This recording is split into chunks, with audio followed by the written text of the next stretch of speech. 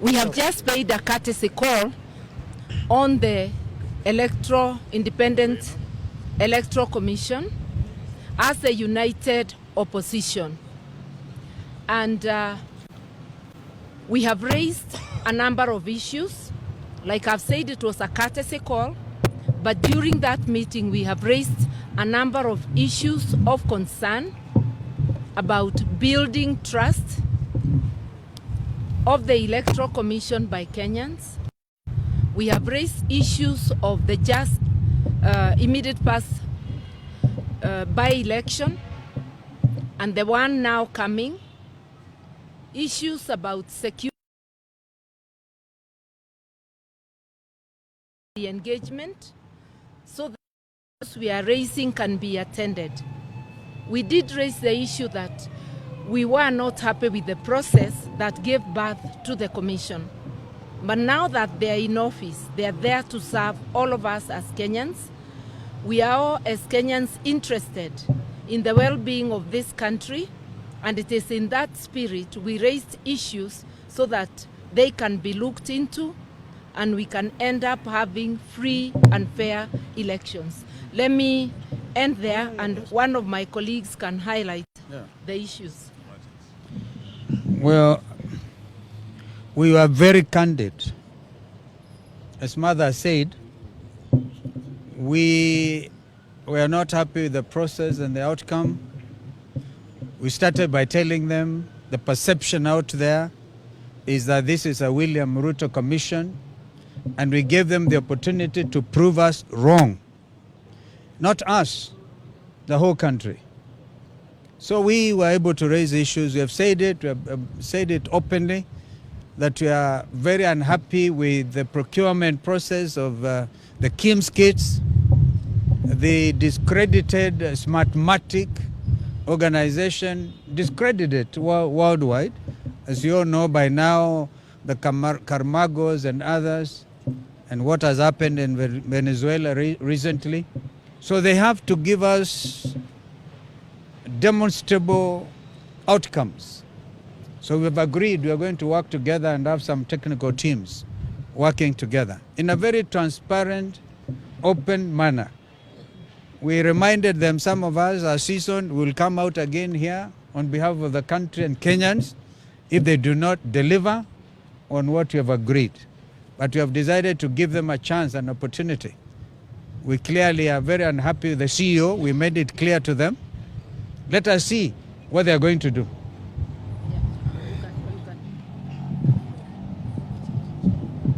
I think of great significance, which we need to emphasize, is this.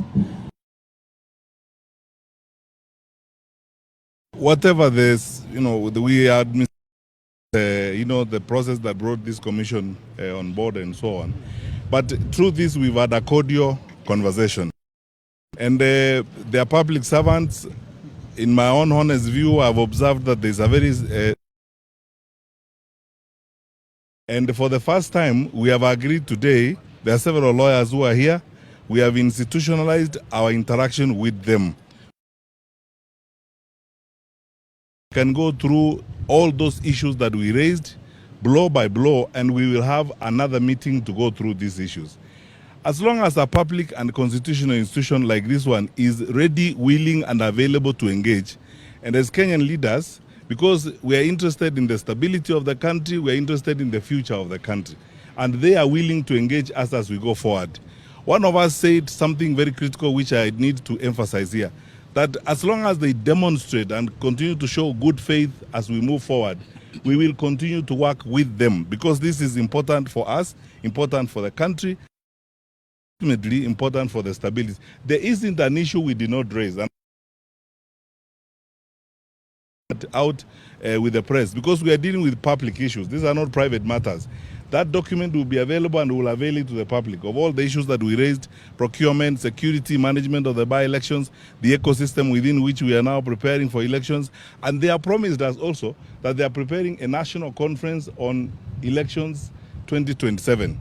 And we said, fair enough, if they are going to be open and engage clearly on these issues, We also have a citizenship responsibility. We are pointing out these issues, but we have a citizenship responsibility to do our bit to ensure that we contribute and work with them to deliver a credible election and an election that will guarantee our country's stability, because that is what we are looking forward to.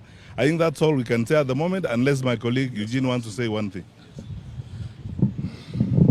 I think just to add that many Kenyans are very concerned that we're entering an election year. We've just had by-elections that had a lot of issues. I was a victim of violence with my candidate in Malava, the Honorable Panyako. We raised all these issues with them as to why no action has been taken. And today we want to say that they have told us they're only 3 months into the job, but they are preparing to do better in the next elections. We have demanded that we must have a roadmap, an election timetable that will be open and transparent, and that will be able to engage the opposition quarterly to address the issues. And as we say this, we are also, as the Honorable Kalonzo said, concerned about the technology, particularly the Venezuelan technology that is discredited through a whistleblower who raised the issues in America. This same technology was used recently in Uganda. The KIMS kit failed in Uganda. We do not want to see a similar election in Kenya. So there are serious issues of concern we have raised, and we believe they will address. All we are waiting for is goodwill and confidence building through a roadmap that we will be engaging quarterly with them. Thank you very much. I think we have had a very good engagement and very solid promise that they'll engage with us and they'll look at the issues, and we have told them we'll continue engaging as long as there's good faith. And we have asked them in the coming by-elections to address the issues of goonism and insecurity that was witnessed in the last by-elections. This will enable us to confirm that they have good faith. They have agreed that there were issues where goons took over polling stations, where cabinet secretaries took over polling stations and altered results. We have raised all those issues. But we'll see with the coming by-elections, we'll be able to see whether there is demonstrable good faith. And if that happens, then we'll continue engaging. But of course, if there isn't, because we cannot allow anybody to bungle the election, there is an option of mass action. We hope we will not get there. And we have told the commissioners on behalf of the people of Kenya, it's very emotive, and they need to prepare adequately, and they need to gain the confidence of the people of Kenya that they will deliver a credible election. Because if the people of Kenya feel it will not be a credible election, temperatures could rise and we could have a challenge that we don't wish to witness.